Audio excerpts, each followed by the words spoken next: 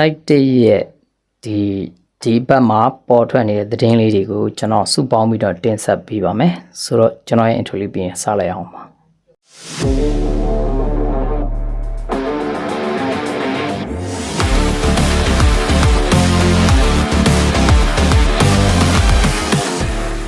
United အသင်းကကျွန်တော်တို့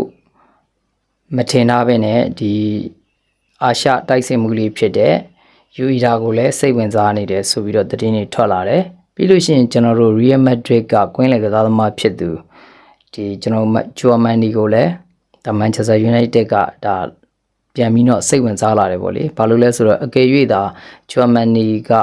ဒီအသင်းကထွက်ဖို့အလားအလာရှိတယ်ပြီးတော့ဒီကြပေါက်ထွက်မယ်ဆိုလို့ရှိရင် Manchester United ကဒီကစားသမားကိုလိုချင်တာတကယ်ကို number 6 row 6သူတို့ကလိုချင်တယ်Manchester United အသင်းအနေနဲ့လည်းဒီကစားသမားကိုရရှိလို့ရှိရင် Casemiro ရဲ့နေရာကို direct အစားထိုးပြီးသားဖြစ်လိမ့်မယ်လို့ယုံကြည်ထားတယ်ပေါ့လေဆိုတော့ဒါပေမဲ့ Real Madrid ဘက်ကတော့ဒီကစားသမားကိုထုတ်ဖို့ရှိတယ်ဆိုပေမဲ့သူတို့တကယ်ကိုတစ်ဖက်မှာလည်းဒါသူတို့ signing မလုပ်ရသေးတာတွေရှိတယ်ဆိုတော့သူတို့ဒီကစားသမားရဲ့နေရာကိုပြန်ဖြည့်ဖို့ကစားသမားတွေကို signing လုပ်ပြီးတဲ့အခါဒါသူတို့ဆုံးဖြတ်ချက်ချလိုက်မယ်လို့ယုံကြည်တယ်ပေါ့ဒီအပေါ်မှာမူတည်ပြီးတော့ Manchester United ကဒီချွန်မန်နီကိုလိုက်ဖို့ရှိတယ်ဆိုတဲ့သတင်းဆိုတော့နောက်တစ်ခုကျတော့ညီကိုတို့ကဘယ်လိုထင်လဲဒီချွန်မန်နီနဲ့ Manchester United ကဒါဖြစ်နိုင်ခြေရှိပါမလားဒါပေမဲ့အဲ့လောက်အထိတော့ United ကငွေကုန်ကြေးကျအကုန်ခံမယ်လို့မထင်ဘူးဗျဆိုတော့နောက်ထပ်တစ်ခုကအခုထပ်ပြီးတော့မှသတင်းတွေထွက်လာတာကဘာလဲဆိုတော့ကျွန်တော်တို့ဘောင်ဝရီကိုလည်း Manchester United ကဒါစောင့်ကြည့်နေစေပဲအကယ်၍ဘောင်ဝရီဘက်ကသူတို့ကစားသမားငငယ်လေးပဲရှိသေးတယ်ဒီကစားသမားကိုခေါ်ယူဖို့အတွက်အခွင့်အရေးသားမယ်ဆိုရင်တော့ United ကလည်းဒီကစားသမားကို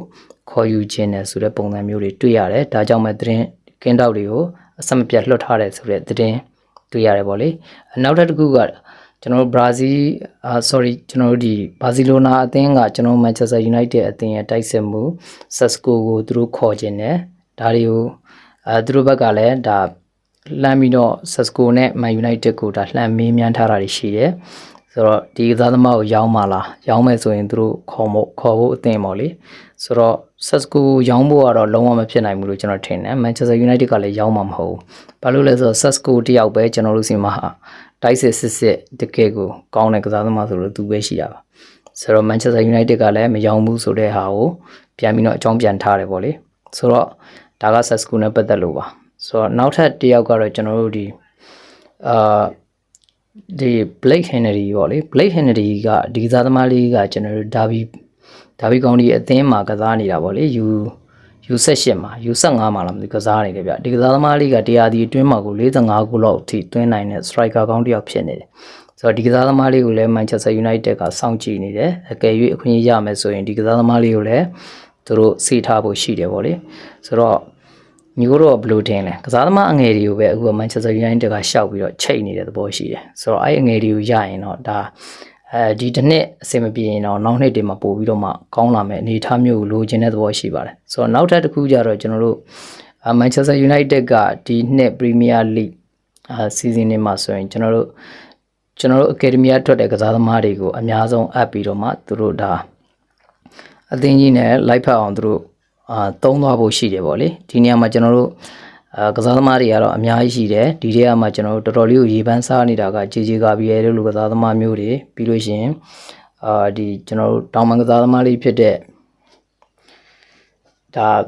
ရှေးလီဇီတို့လိုကစားသမားမျိုးတွေကွင်းလယ်မှာဆိုလို့ရှိရင်တော့ကျွန်တော်တို့ဒါ Fletcher တို့ညီကိုပေါ့လေဒီနှစ်ယောက်ရှိတယ်ပြီးလို့ရှိရင်လက်ဘက်မှာဆိုလို့ရှိရင်လည်းကျွန်တော်တို့Ahmadရှိတယ်ပေါ့လေဆိုတော့ Harry Ahmad ပေါ့လေ Harry Ahmad ရှိတယ်ကျွန်တော်တို့ site back ကလည်းကစားသမားတစ်ယောက်ရှိတယ်ဆိုတော့ကစားသမားတွေကတော့အများကြီးပဲသို့တော့ဒီတည်းကကစားသမားကောင်းလေးတွေကိုသူတို့အတက်နိုင်ဆုံးMichael Carrick ကဆွဲထုတ်ပြီးတော့ဒါအသင်းကြီးနဲ့ပူးပေါင်းမှုအတွက်သူခွင့်လန်းပေးသွားမယ်ဆိုတဲ့သတင်းတွေကိုလည်းကြားရပါတယ်ဆိုတော့ဒါကတော့ဒီနေ့ကျွန်တော် Manchester United ရဲ့သတင်းလေးတွေဒီနေ့ထွက်ပေါ်နေတဲ့သတင်းလေးတွေကိုပေါင်းစပ်ပြီးတော့တင်ဆက်ပေးတာပါဆိုတော့ညီကိုတို့ကဘယ်လိုမြင်လဲဘယ်ကစားသမားတွေက Manchester United နဲ့လိုက်ဖက်မလဲဆိုတော့ဘယ်ကစားသမားတွေကရော Manchester United အသင်းကိုရောက်လာနိုင်ကြီးရှိလဲဆိုတာကိုကျွန်တော်ရဲ့ comment box မှာဝင်ရေးပေးပါဦးဆိုတော့ကျွန်တော်ဒီအလေးနဲ့ပတ်သက်ပြီးတော့လည်းကျွန်တော်ပြန်ပြီးတော့ဗီဒီယိုလုပ်ပါမယ်ဆိုတော့အားလုံးကျေးဇူးတင်ပါတယ်နောက်ထပ်ဗီဒီယိုမှာကျွန်တော်ပြန်ဆောင်ကြပါမယ်